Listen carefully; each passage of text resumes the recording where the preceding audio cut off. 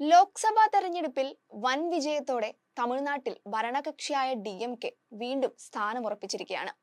എതിരാളികൾ ഏതുമായിക്കൊള്ളട്ടെ തങ്ങൾ ജയിക്കുമെന്ന് ഈ വിജയത്തിലൂടെ DMK തെളിയിച്ചു കഴിഞ്ഞു.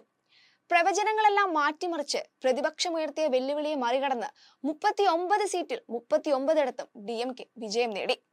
സഖ്യം അവസാനിപ്പിച്ച് ഒറ്റയ്ക്ക് മത്സരിക്കാൻ തീരുമാനിച്ച BJPക്കും അണ്ണാ DMKക്കും ദയനീയ തോൽവിയാണ് ദ്രാവിഡ മണ്ണ് സമ്മാനിച്ചത്. നിലവിലെ രാഷ്ട്രീയ സാഹചര്യം DMKക്ക് അനുകൂലമായി നിൽക്കുമ്പോൾ സ്വാഭാവികമായും ഉയർന്നുവരുന്ന ഒരു ചർച്ചയുണ്ട്. രാഷ്ട്രീയ പാർട്ടി പ്രഖ്യാപിച്ച് 2026 തെരഞ്ഞെടുപ്പ് മുന്നിൽ കണ്ടുവരുന്ന ദളപതി വിജയ്ക്ക് പിടിച്ചു നിൽക്കാൻ സാധിക്കുമോ എന്നത്. DMKയുടെ മിന്നും വിജയം ദളപതി വിജയ്ക്ക് ആശങ്ക സൃഷ്ടിക്കുന്നതാണെന്നാണ് ഇതിനോടകം രാഷ്ട്രീയ വൃത്തങ്ങൾ പറയുന്നത്. കാരണം ഭരണത്തിലെത്തി 3-ാം വർഷം കേന്ദ്ര ഏജൻസികൾ ഉയർത്തിയ പ്രതിസന്ധിയും പ്രളയത്തിന് പിന്നാലെ ഉണ്ടായ ജനരോഷവും തെരഞ്ഞെടുപ്പ് വിജയത്തെ ബാധിക്കുമെന്ന് പറഞ്ഞിരുന്നുവെങ്കിലും ഇവയെല്ലാം മറികടന്നാണ് DMK വിജയം കൊയ്തത്. തമിഴകത്തെ ആരാധക വൃന്ദം മുഴുവൻ ദളപതി വിജയ്ക്കൊപ്പമാണെങ്കിലും ഒരു തെരഞ്ഞെടുപ്പ് വരുമ്പോൾ അത് എത്രത്തോളം പ്രതിഫലിക്കുമെന്ന കാര്യത്തിൽ സംശയമുണ്ട്. ഒരു നടൻ എന്നതൊഴിച്ചാൽ രാഷ്ട്രീയ പശ്ചാത്തലമോ പരിചയമോ ഒന്നും വിജയിക്കില്ല. അതുകൊണ്ട് തന്നെ ജനങ്ങൾ എത്രമാത്രം വിജയിൽ വിശ്വാസമർപ്പിക്കുമെന്നതും ഒരു പരീക്ഷണത്തിന് ഇക്കൂട്ടർ മുതിരുമോ എന്നതും ചിന്തിക്കേണ്ടതുണ്ട്. ഇക്കാരണങ്ങൾ കൊണ്ടും DMKയുടെ ജയം കൊണ്ടും വിജയുടെ പാർട്ടി നടപ്പിലാക്കാൻ പോകുന്ന നയങ്ങളിൽ മാറ്റം കൊണ്ടുവരുമോ എന്നറിയാനാണ് തമിഴ് രാഷ്ട്രീയ മേഖല ഒന്നടങ്കം ഉറ്റുനോക്കുന്നത്.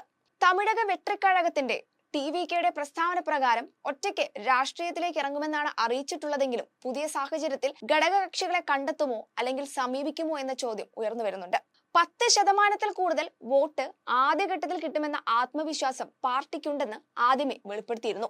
എന്നാൽ ഈ പറഞ്ഞ 10% വോട്ട് ലോക്സഭയിലെ DMK മുന്നണിയുടെ വിജയം വെച്ച് നോക്കുമ്പോൾ പരാജയപ്പെടാനുള്ള സാധ്യത വളരെ കൂടുതലാണ്. അതുകൊണ്ട് തന്നെ ജയത്തിനായി ഏതെങ്കിലും മുന്നണിയെ ആശ്രയിക്കേണ്ടതായി വരും. ഇങ്ങനെ വന്നാൽ പാർട്ടി രൂപീകരണത്തിലടക്കം പറഞ്ഞ കാര്യങ്ങൾക്ക് എതിരാവുകയും ചെയ്യും.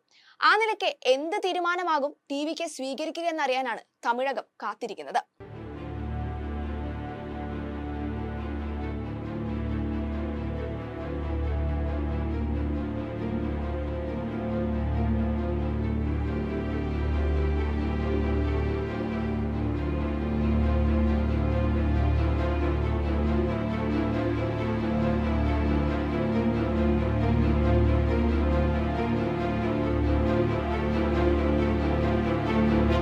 നീണ്ട നാളത്തെ അഭ്യൂഹങ്ങൾക്ക് വിരാമമിട്ടുകൊണ്ടാണ് കഴിഞ്ഞ ഫെബ്രുവരിയിലെ നടൻ വിജയ് രാഷ്ട്രീയ പാർട്ടി പ്രഖ്യാപിക്കുന്നത്.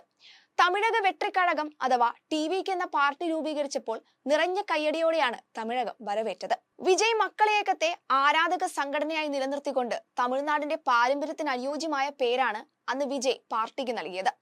കേരളത്തിലെയും കർണാടകയിലെയും വിജയുടെ ശക്തമായ ആരാധക വൃന്ദം കണക്കിലെടുത്ത് പാർട്ടി തമിഴ്നാടിന് പുറത്തേക്കും വ്യാപിപ്പിക്കുമെന്നാണ് നിലവിൽ കണക്കാക്കുന്നത്.